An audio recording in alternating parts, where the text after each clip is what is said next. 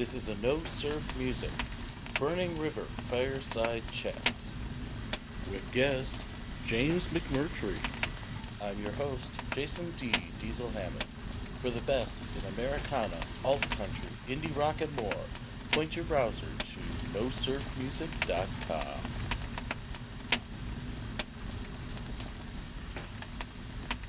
And this is another edition of No Surf Music, Burning River Fireside Chats. This is your host, Jason D. Diesel Hammond. And today we are at the Kent stage in Kent, Ohio, just up the hill from the Cuyahoga, the Burning River itself. And if you read our website or listen to this podcast frequently, you'll know that I tend to focus a lot more on lyrics than most music writers. And so it's really great to have joining us today a man who I personally believe is one of the greatest living lyricists working in music, and that is Mr. James McMurtry. How are you doing today, sir? Good, thank you. Good. Well, I'm really glad you could join us.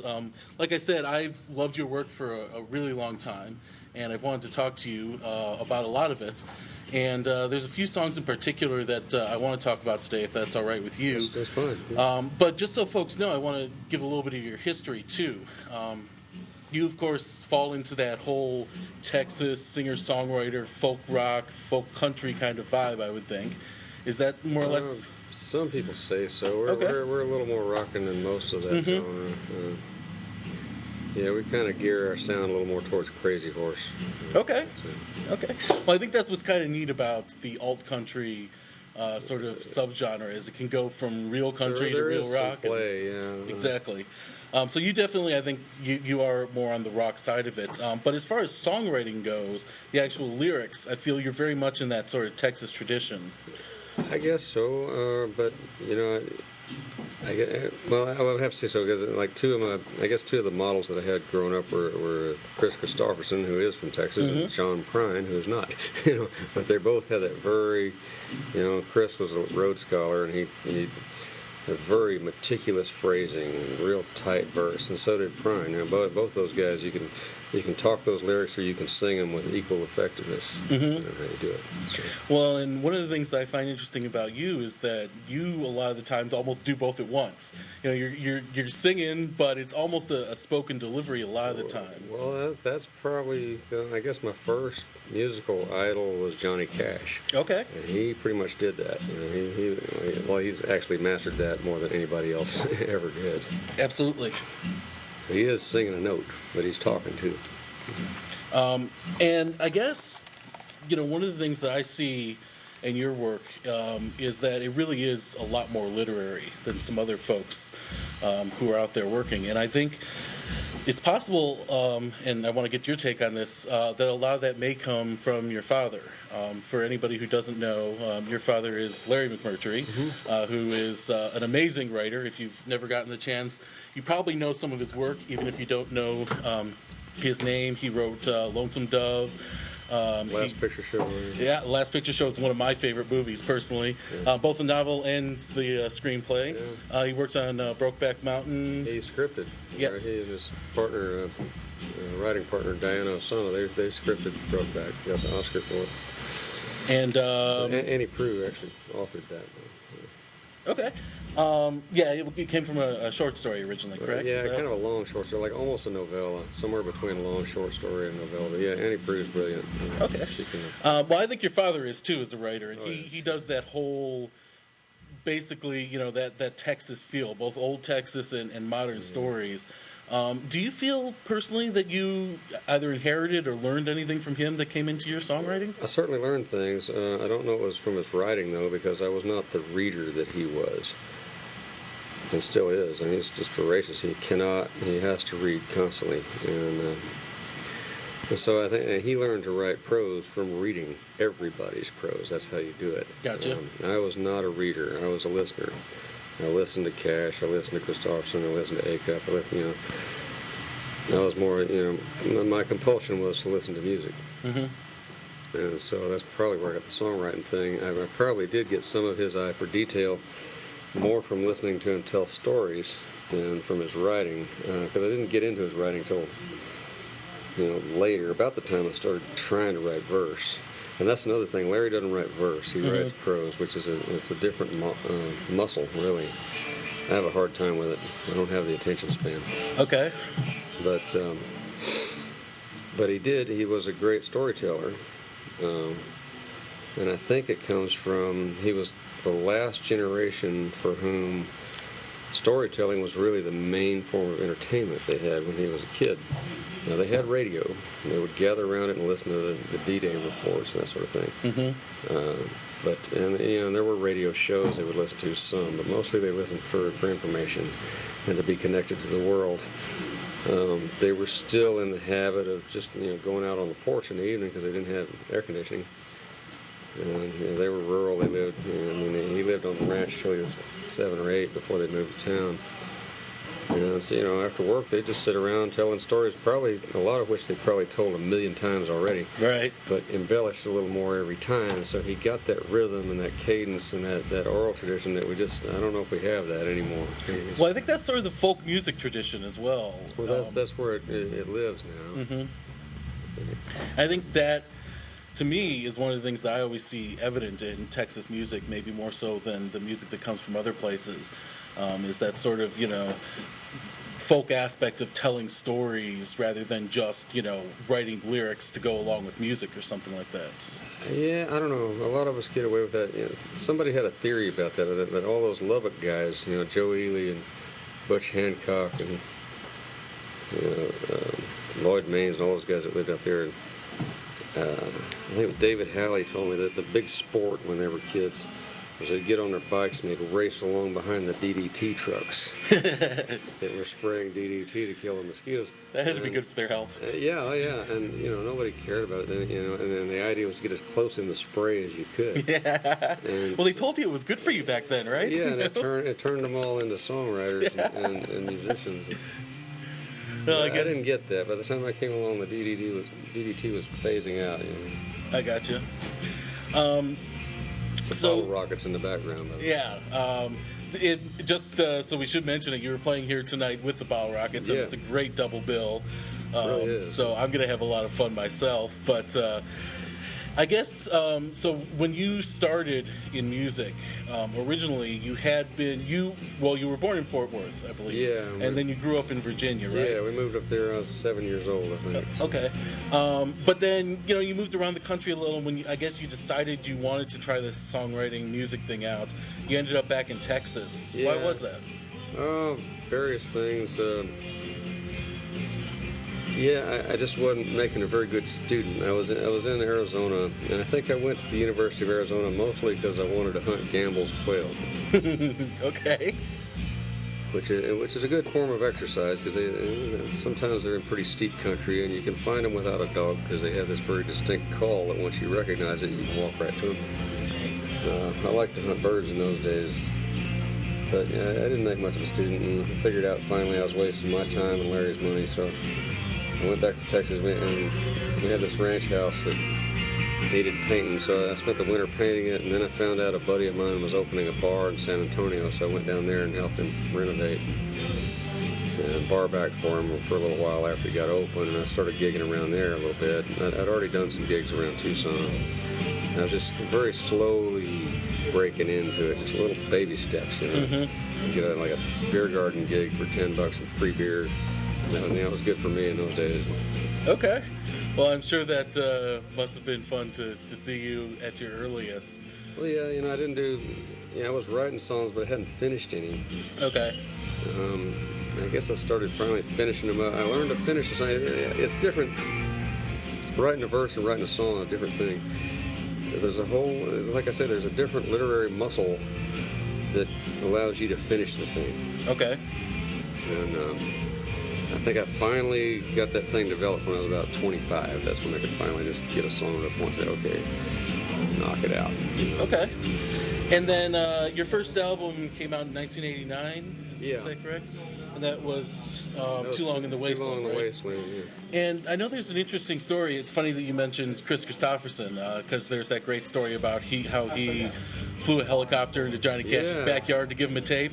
And you had a sort of, not a helicopter, not quite as exciting, but sort of a story about John Mellencamp. Well, it was just because Sean Mellencamp hired my dad to write a screenplay for his movie that he thought of, which was called Falling from Grace. It's a pretty cool movie.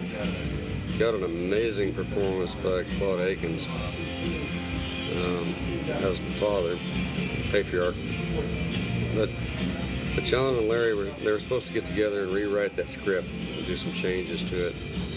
And I had a demo, and I was about to go to Nashville and try to get a staff writing gig.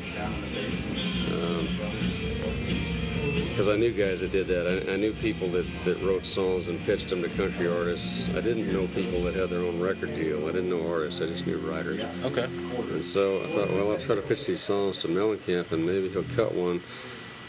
And then when I get to Nashville, somebody will rent me an apartment. Because otherwise, they usually say, what do you do? I'm a songwriter. No. What do you do? Everybody in Nashville is a songwriter. Every janitor, every store clerk, every hotel clerk. How do you actually make your money? Right? Yeah, exactly. So I thought, well, maybe I can get legit on this. But I sent him the tape, and it was cassettes in those days. And he called up and said, do you want to make a record? Well, yeah. Well, have you got enough songs? No. Can you write enough by February? Yeah. I wasn't going to say no. I didn't know for a fact I could or not. But yeah. I wasn't going to back out of that. Well, you get that chance, go for it, right? Oh, yeah. So, I guess, I like those early albums. I think they're interesting. And just to finish that story, too. They are interesting. There you go. Mr. Mellencamp ended up co-producing that album as well. He produced, he was the main. There were some people we called co-producers, and they all contributed, but yeah, he was the guy that got it going. Okay. So I just wanted to end that story and let everybody know in case they didn't.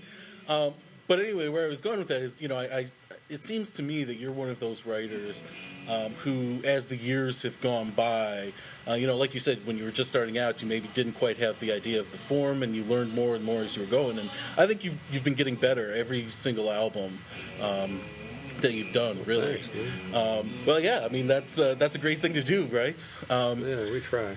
Absolutely. And, I really feel that a number of your songs are just up there with the seminal works that people absolutely should know. And I want to talk about a couple of those, if it's all right, just to give people an idea. And I guess, your songs kind of fall into the sort of folk storytelling aspect and then the more political aspect. So I want to start with the one from the first group, which a lot of people know, which is Choctaw Bingo. Right. And I find it interesting that you say, when we were talking about your father, that there's a big difference between writing, novels and writing prose, or writing poetry, verse, yeah, because that is almost, an epic poem in and of itself. Yeah, but it's a bunch of verses stuck together, turned into a song. It worked. I did that kind of as an exercise because I hadn't written in a while. We'd been touring a lot, and it seemed like at that time every tour either started or ended on US 69 through southeast Oklahoma. Okay. And there was all this weirdness along the way. There was Choctaw Bingo, which is a big bingo parlor in Durant, which is now Choctaw Casino. It covers about 50 acres, and you don't see the word bingo anywhere. I got you. And within a year after I wrote that song, I guess there was that. There was the gun shop up in Tushka, Pop Knife and Gun, and the lingerie store in Baxter Springs, Kansas. That had the Rolling Stones lips, and all that stuff's real. Uh-huh. And I just tried to see if I could put all that into one song, just as a challenge, as an exercise. And I did, and then within a year it had all disappeared. The lingerie store moved to Joplin. Okay. And I don't know what happened to Pop Knife and Gun. I always meant to stop there and buy something, but they'd probably let me buy a gun in Oklahoma. Even though, well, that big McDonald's is still there. I've been to that. It's still there, but I think they're tearing it down. Are they? I heard they were about to dismantle that. Wow. So, because that thing's a huge landmark. New weirdness has come along in its place that fits the meter. Mm-hmm. And like there's Red River Rehab down almost nearly to Texas, and then over, like if you get off over on 44, and if you deviate from 69, you get over, like you're going to Rolla and St. Louis. At one time there was this huge billboard with this baby, and it said, "Who's my daddy? DNA testing." Oh. I had to get those in the song. So we re-recorded it for Lagunitas Beer because they give us some money sometimes to help us out with our tours. and they're supposed to do like a neck hanger on their IPA bottles. Okay. Which will give you a code with a free download for the extended Choctaw Bingo, which has the verse that includes both Who's My Daddy and Red River Rehab. I had to come up with another character to make that happen. But, that's sort of a Swiss Army song. You can keep adding stuff to it. Mm-hmm. Well, that's very cool. And actually, I almost sort of have my own little bit of a story about that, because a few years ago, a buddy of mine and I did Route 66, which I think every American should be required to drive in its whole by the time they're 30, just so they can actually know this country. I like the interstate sections of it where it coincides with an interstate. I don't know. It's nice for me to be in the little towns, as long as you're not in a hurry, you know? Yeah. But one of the places we made sure to stop was Baxter Springs, Kansas, which is right on 66. Right. And it was funny because, just like you said, there was that whole a biker bar next to the church at one time. Yeah, I believe it. It's just they're not there anymore. Like all the little towns on Route 66, things have died off so much there because people just don't drive by it anymore. Well, this was long after they quit driving by it, but you never know what's going to spring up where anymore. Because a lot of these little towns are kind of getting gentrified. Because the kids go off to college and they go back home sometimes. They want a job and then they can get something going, but they want espresso. They want a decent IPA, that kind of thing. So they start opening stuff that you wouldn't have found. Places like Plano, Texas. There's a real downtown in Plano where you can get a pint of Guinness and they serve food till 11 at night. Who'd have thought? Well, I mean, that's good for those of us that are up late, right? At the very least. Yeah, especially for those of us that, we did a gig in Plano. That's how I found out, because I had this solo thing there, and it was catered by some barbecue place, and it was just like a one-off thing, and coming from Austin, so my girlfriend rode up there with me, and she doesn't eat red meat. She eats, except for venison, she'll do that, but she can't do pork and barbecue and that kind of thing. Doesn't have the enzyme for it anymore. I had to feed her or she's going to kill me. Lo and behold, found a place on Main Street in Plano. 11 at night. Perfect. Hey, that's great. That works then. So you said that the different places that you described in Choctaw Bingo all come from your own experiences, but that's only one half of what I think makes it such a great American song. The other half are the characters. Right. Are those drawn from your own life, or are they all completely fictional? They're pretty much fictional, but I've seen people like them. Mm-hmm. And at one time it was interesting because after we put that song out and we've been playing it for a while, and this girl came up at a gig in Austin, Threadgills, and showed us her driver's license, and it says Slayton. Oh yeah. And she says, and I got an Uncle Slayton, and he makes moonshine. I said, well, does he cook speed? And she says, no, but some of my other relatives do, and I get it. Very nice, very nice. Well, that's that perfect Southern culture thing, right? Yeah. You speak what's true, and it comes out. Oh, yeah. Well, life imitates art. Absolutely, and the other way around sometimes. Sometimes. But then I feel that, your last two albums, Childish Things and Just as Kids. Just as Kids, yes, well, the two child albums. Well, there's the Live in Europe record. Right. I'm sorry, your two last studio albums, right. I should have said. I feel that they're the best of your career. Wow, and one of the reasons, I loved a lot of the songs that were still in the vein, like Just As Kids, which is more of a folk song about people and all that. But one of the reasons I felt they were so great was because they both came out during the Bush era, and for whatever reason, you turned much more political in songwriting at that time. What was the impetus behind that for you? I felt powerless because I live in Texas and I tend to vote Democratic, which means I don't vote pretty much. So the only power I had was record deal. So right before the 2004 elections, I put out "We Can't Make It Here" on the internet just as a free download.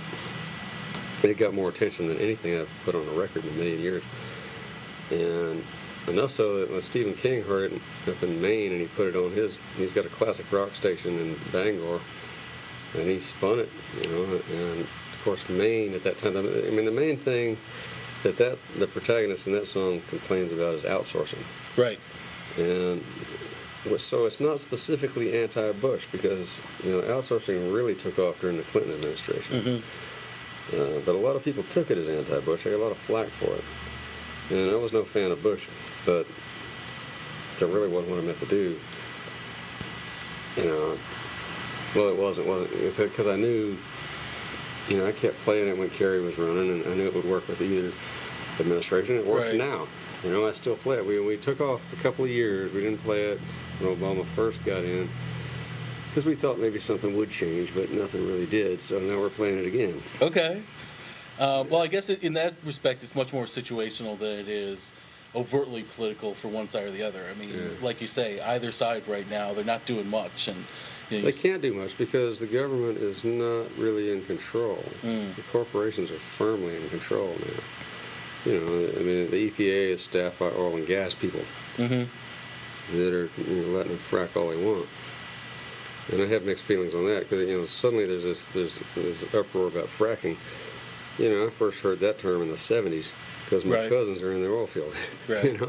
And there's oil in the bottom of every creek in North Texas. Of course, it doesn't kill a lot of fish because there's not usually any water in those things. The oil, but sometimes they do. And Exxon Valdez hits the rocks, and suddenly we're all up in arms about the oil industry. Well, yeah, they should do better for sure, but so should we. We should be watching those people. And, we'll complain about oil prices, gas prices on one hand, and then want them to keep it clean on the other. It's really tricky. I understand people in Pennsylvania and some places they got natural gas coming out through their faucet because they're fracking at 1,000 feet. Right. They probably shouldn't be doing that. Right. Now, fracking at 5,000 feet or 12,000 is another matter. It might get into the groundwater. Well, I actually used to work in politics in New York State, and I've got a lot of friends out there who are working on the anti-fracking thing. We were just up there doing a solo thing back in March. Okay. Tim and I, we drove through there, and every sign and every farm field. Coming soon, natural gas and my new barn. And I got mixed feelings on all of it because I don't care for wind all that much either. I used to, but until they put a wind farm in south of my hunting camp. Now I understand why the Kennedys don't want it offshore. Okay. But at least offshore, it's not killing any prairie chickens. Okay.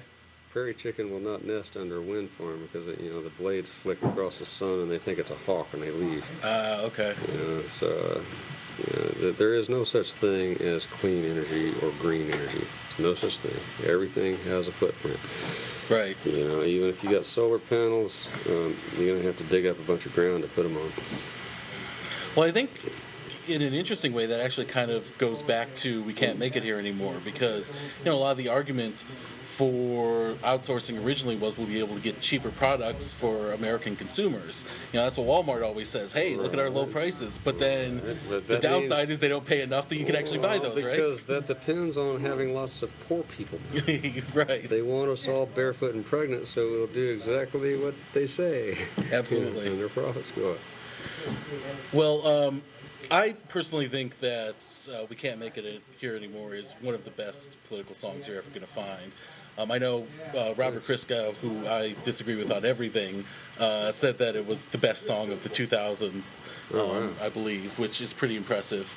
And I personally think, that starting with there, you became really maybe the best political songwriter since Woody Guthrie. And you said that wasn't originally an anti-Bush song, but then on your next album, you really did start turning explicitly. I didn't like Cheney much. Well, Cheney's Toy being particular, and God Bless America. I got in a little trouble with that because a lot of people thought I was saying the soldiers were Cheney's toy, which I was not. I was saying Bush was Cheney's toy. Right. I never understood how people could read it that way. Well, but that's because a lot of people don't read the New York Times. And a lot of the stuff I was quoting, "You're the man." That's what Cheney would say to Bush to stoke his ego. Exactly. So he'd go out and sell his policies. That kind of thing, and bring them on. That's something Bush said himself. And after they killed 20 guys, he said, "I don't know who these people are. Bring them on." No, before they killed the 20, that's what it was. I don't know who these people are, but bring them on. And, they staged some kind of IED thing. I don't know. He said a lot of interesting stuff. Let's just leave it at that. Well, it just gets so twisted. It's so easy to. It's so much easier to start a war than it is to end it. Absolutely true. You know, you got to be damn careful.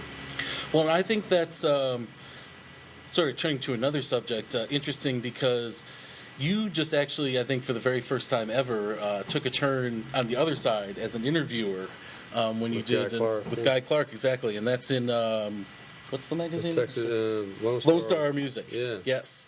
And I read that, and it's really interesting. You talk about a lot of great things that I think only a couple of actual songwriters could talk about. And one of the things that you talked about was his, I haven't heard his new record yet, but he's got a new song talking about the war.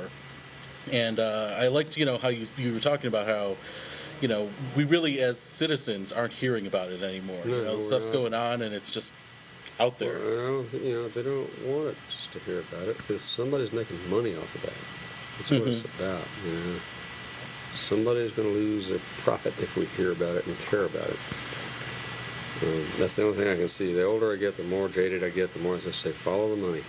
Right. Find out who's making money. That's who's behind it. Well, I feel like that's kind of what ties together a lot of your political writing. Is that it's not so much one party against the other or anything about that, but it's focusing on who's making the money and who's getting hurt by that. That's what We Can't Make It Here is about. That's what God Bless America is all about. That's what it is. I don't know. Yeah, I haven't really got my head around the situation. A friend of mine was career Army and just loved it. He went in the 80s just because he was broke. Mm-hmm. And thrived in the culture, and dug it until he got to Baghdad for about a year. He's a major in an engineering battalion.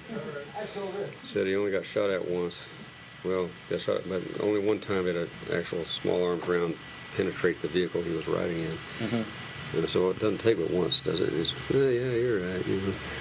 But his whole thing, he went out because he had a female soldier under his command sexually harassed by a contractor.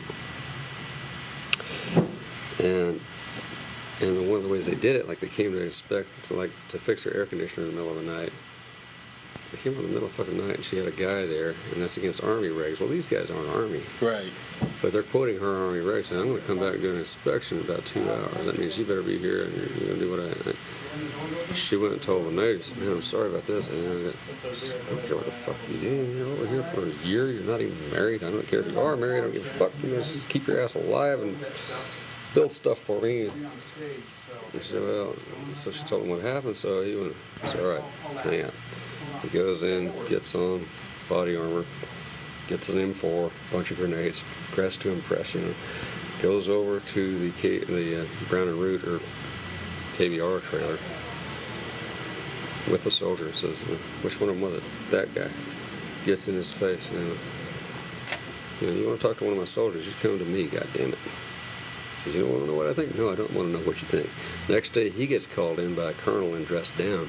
And so does she. They both got called. He's like, well, you don't want me to stand up for my soldier? We just don't think he handled it right. So, okay, what goes back out in the hall? She's there. Send her in. She comes back out. They sit there. They don't call either of them back in. He goes up to the colonel the next day and says, you know what? You just lost a guy. I've been in for 22 years. And I'm getting out now. I got you. Well, 20 years you can retire, right? So he got his full pension. Yeah, he did, but he didn't want to leave. Right. he didn't really want to go on the outside. No, I mean, I understand. But, well, I guess, a lot of it's, the whole culture has changed a lot, not just in the military, but in, American culture in general, and the way that we view the military and how we use it and what we use it for. I mean, they had all the protests around Vietnam. Right. And whether you agree that they were right or wrong, I personally think that war should have never happened. But, at least people had opinions on it. And nowadays, people my age, I'm 32, we never had to think about serving because, there was no such thing as a draft. So maybe some people who... You didn't have to register for selective service? You do, but there was never any hope of actually being a draft, right? And my big problem with selective service is that women don't have to register, but that's another thing. I think if I have to register, women should too, just as a matter of equality, Yeah, certainly. I'm certainly supportive of women being in combat if they want to be. But I think that's a big difference is we've really broken up into an entire society that doesn't think about us as a whole. It thinks about me and what I, am getting out of things. Well, that's capitalism at its finest. Which, I think it's a good system, but any system taken to the extreme is going to show its dark side. It's like, Lincoln's famous quote about communism is, the problem with communism is the communists. Right. Much in the same way that the problem with Christianity is the Christians. And the problem with capitalism is the capitalists, to some extent. The really great capitalists figured it out. Just channel it all so everybody thinks about nothing but me, and you feed them through a tube, whatever you want to feed them, and don't let them think about anything. Except for buying your product, right? Exactly. But I think that's got to be one of the reasons why you got involved with the Occupy movement a while back, and you actually that came to me. I didn't try to get involved with that. I had a former manager who also manages Joan Baez. Okay. And Joan was looking for something to record for that record, and Mark, her manager, suggested, "No, why don't you do James's song? We'll recut it and get James and Steve Earle to sing on it." So we did. That's how that happened. I went and C.C. Adcock, who hopefully will produce my next record. I went over to Lafayette, Louisiana, and we recut that song. And we had Joan and Steve pretty much just like email their vocals in, because that's how you do it now. Everybody Right. can do it. And we spent a while making it. never have to see each other or anything, Well, right? it's better if you do, but I know Charles spent a lot of time trying to make us all sound like we're singing in the same room. Okay. Reamping stuff and all kinds of alchemy to make. But that's how I didn't seek out Occupy, but it was interesting. I met one of those guys, Aaron Black, who coordinates a lot of the New York stuff. And I met him to interview in this bar in Greenwich Village. And I was trying to figure out how to get a hold of Steve Earle to do work on this vocal. He said, "Well, I'm going to a party he's supposed to be at just around the corner." So we go over there and we crash. Well, he's invited. I'm not. So I'm basically crashing a party. And it's Danny Goldberg's party. It was this huge man, like the last of the mega managers, Okay. Patti Smith, Jackson Brown, that whole, I went in the door right before Patti Smith, and of course she's one of like 3 people that I get totally starstruck around. I could not be around her. I become a total blithering idiot. So. And Willie's another one, right? So the Occupy guy got me into Goldberg's party. Okay. Well, hey, whatever works, right? Oh, yeah. I used to run into Steve Earle occasionally when I lived in New York, too. He's down in Greenwich Village, so hey. Yeah, he lived across from the wine store there on Jones Street. Right by where Bob Dylan used to Where live. my ex-bass player used to work at that wine store. Oh, yeah? I lived upstairs from it for a long time. Yeah, Ronnie Johnson. Okay, very cool. Well, and then that guy, Jeff, that owned it, I guess he sold out and moved upstate somewhere. Yeah, he sold his liquor license. He sold his wine license for $1 million. Yeah, well, in New York, that'll happen. That's how you do it. Yeah. Absolutely. So I guess going forward, it's been a while since your last studio record. I mean, so it was 2008 that Just As Kids came out. So it's been a good almost 5 years probably now. Yeah. What do you have on the horizon? We got some new songs. We were looking at a new deal that seems to be going south.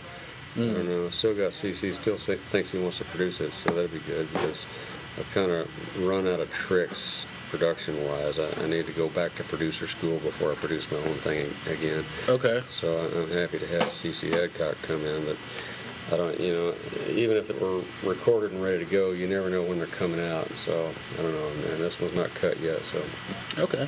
we're just, we've got some new songs. We're putting miles on them. Really know how to. So it's a whole different approach. Because usually I used to just book the studio time and then scramble and try to write the songs and learn them in the studio, which is expensive. Right. Because you're on the clock. So now we're actually taking the songs on the road first, doing like Dwight Yoakam does. Take them out there and play them for people and really learn them. Gotcha. And learn what works and what doesn't with the arrangements, that kind of thing. Very cool. Yeah. So as much, I think we'll wind up with a better product and a lot cheaper in the long run. Well, that's good. Can you just real quick maybe give us a little bit of preview about what a couple of the songs are? Or? Well, I seem to be writing an awful lot of waltzes these days. Oh yeah. Well, we got some rockers too, but I think I got 3 waltzes for this record already. I don't know if they'll all 3 get on it. Okay. Yeah. Anything on the topics? Are they more They're more political stuff, or is it relationship, more? Okay. more relationship oriented and age oriented, and relationships over time. You know, I don't know.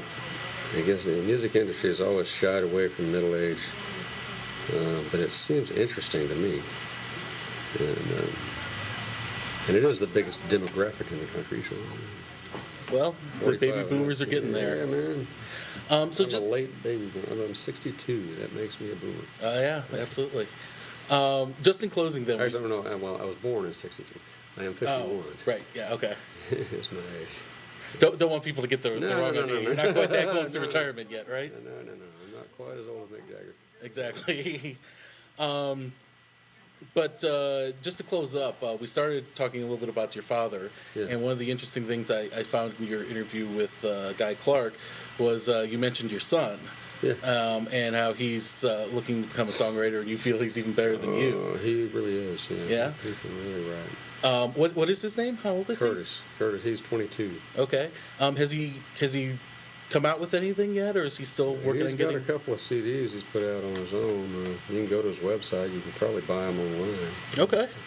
Well, I'll definitely have to check into that because I didn't even know he was a songwriter until that article. So that's very interesting.